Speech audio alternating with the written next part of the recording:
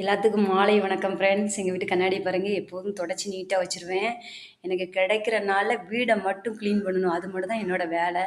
பாருங்கள், இதுக்கு கண்ணாடி அப்புறம் சீப்பு எல்லாத்தையும் இந்த மாதிரி இதில் போட்டுருவோம். பாக்ஸில் தேவையான பொருள் அப்புறம் இதில் போட்டு வச்சுக்கிடுவோம். பேன்சிப்பாக இருக்கட்டும், இதாக இருக்கட்டும்.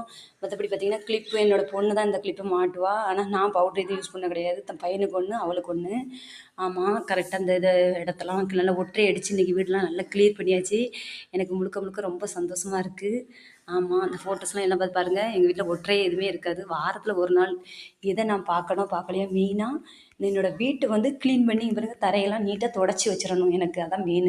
அப்புறம் ஃபோட்டோஸ் எல்லாம் தொடச்சிடுவேன். ஆனால் எங்கள் வீட்டில் டிவி இருக்குது. நான் நீங்கள் டிவி பார்க்குறது கிடையாது. என்னென்னா பிள்ளைங்க படிப்புக்கு இதாகும் அப்படின்னு சொல்லிட்டு விட்டுட்டோம். ஞாயிற்றுக்கிழமை என்னென்னா செல்லுலேருந்து டிவியை கனெக்ட் பண்ணி ஸ்மார்ட் டிவிலாம் இருக்குது. உண்மையை தான் சொல்கிறேன், ஆனாலும் பார்த்துக்கிடுங்க.